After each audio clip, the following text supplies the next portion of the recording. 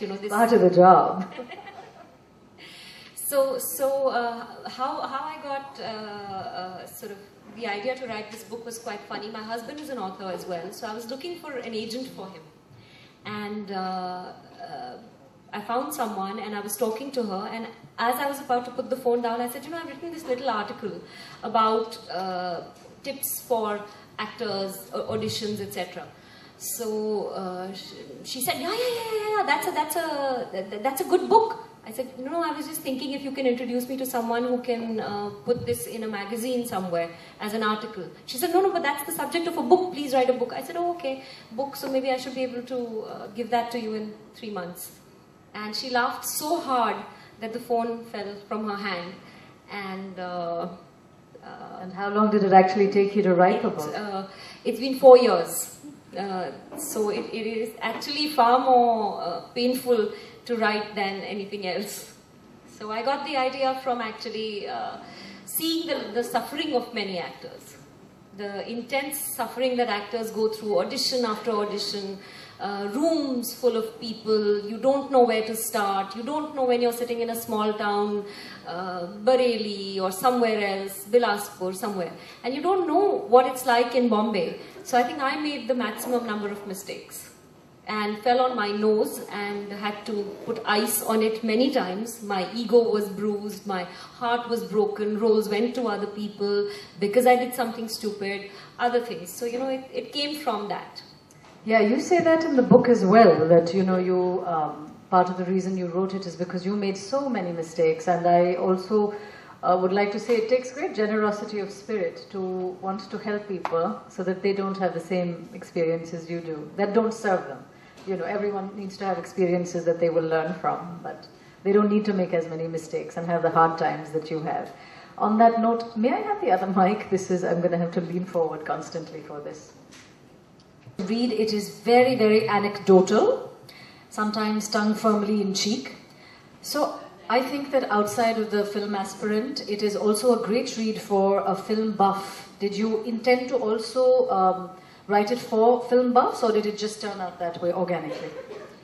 Actually, I started off writing only for actors, but as I went along and I shot another film or another something, every little shoot added one more layer, one more dimension. And the funny thing was that when I spoke to actors like Shabana Azmi or Anil Kapoor or people like that who are all very generous and have shared their insights in the book, you know, when you talk actor to actor, there are those things which would disappear into nothingness. You would never hear those things. Because when they talk actor to actor, they tell you the little painful incidents that they went through. Like Shabana ji, for example, at one point said that she used to really admire this one senior actress, and she was really looking forward to working with her. And when she went to shoot, that other actress gave her such a hard time. She had such a difficult time shooting with that actress, and she was so disappointed because she was looking up to her. And Shabana ji cried. And so, you know, she shared this with me, and I was sitting there and thinking that these are incidents that will never come out. These are things that nobody will ever talk about except maybe on an actor-to-actor level, or maybe in some random interview sometime, and it might just go unnoticed. But I wanted to also tell everyone, particularly newcomers, that no one has it easy. No one. But then as I went along, these became life lessons, these became things which would be interesting to film buffs, because, you know, whenever we're traveling a little out, Bombay, everyone's sick of shooting. They hate shooting, they you know, say, "Arey yaar, itna traffic jam kar diya, hato yahan se shooting chal rahi hai, koi pata nahi kya hai." So, but people outside of Bombay are so fond of shooting. There's a shooting, the whole city, the whole town arrives to see ke kaun hai, kya hai, and the questions they ask you, aapke kapdon ka kya hota hai shooting ke baad? आप बार बार क्यों करते हो वही take? You know, and many such other questions. So there's a lot of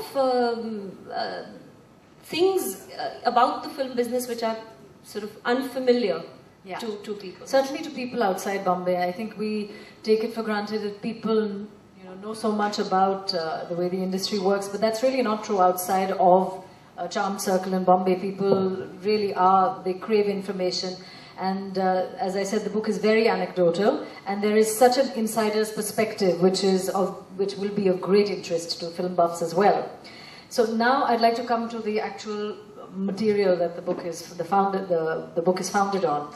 As we all know, people flock in the thousands to Mumbai, hoping to make it in the movies. Most of them are really having to start from zero, in that they have no background at all to help them make a beginning, to help them cope with the really monumental challenges that they do have to face. And in the process of figuring this out, they make so many mistakes. As Tisca said, you made so many mistakes. They make so many mistakes, and for a large number of them, they've lost so many opportunities that it's over even before they've begun. So as a guide for those people, this is a very, very comprehensive book, from hair and makeup to shooting a portfolio that highlights your particular uniqueness, from training in theatre to how acting on stage differs from film acting. You've also spoken to veterans who've spoken about the need to cultivate peripheral interests, which will help you in acting, such as visual arts, such as learning to speak a foreign language. You've covered such a sea of relevant and vital material. How did you identify and narrow down the areas that you would need to highlight for young hopefuls? Well, difficult question to answer, because honestly there was so much, starting from accommodation, which is a nightmare in Bombay. Somebody comes from a small town or from even Delhi. Like my mother, she came to, when I was staying in a 1 BHK. Nobody outside of Bombay understands BHK. It's a uniquely Bombay concept. And sometimes it's just 1 BK, 1 bedroom and kitchen, there's no hall also. So, it's, my mother walked into my 1 BHK and she said, with her bag in her hand, and she said, Baki ka ghar kidhar hai? So people are unused to the tiny spaces and the astronomical rents you have to pay. And so starting from there to every single pitfall, to the auditions, to the portfolios, I've seen young boys and girls getting so dominated by the photographer that they look like clones of whoever's the latest Bollywood heartthrob. Everybody's shirt is off, everybody's wearing Shah Rukh Khan glasses and has the same. If they wanted another Shah Rukh Khan, they would get another Shah Rukh Khan, or they would get Shah Rukh Khan. I'm sure they can afford him at some level.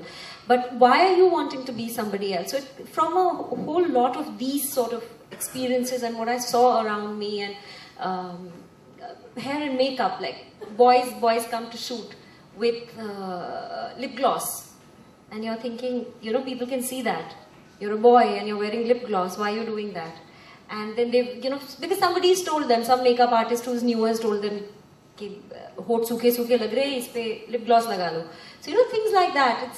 It's from the ridiculous to the even more ridiculous. It just there's no end to it. So all of these sort of went into the book. Also, of course, there's one chapter which I think is meaningful, and it's more than just film industry specific. It's the Tao of acting, which is essentially telling you to be yourself, no matter what business you might be in. You might be an actor, you might be an author, or anything else. If you are not you, then there is no point in... the universe took a lot of time and effort to make you.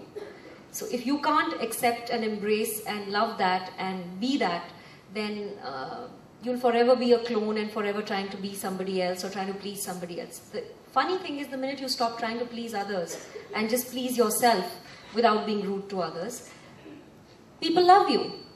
That's the hugely interesting part. Absolutely, it is the best gift you can offer up is to be yourself and not waste time trying to be someone else.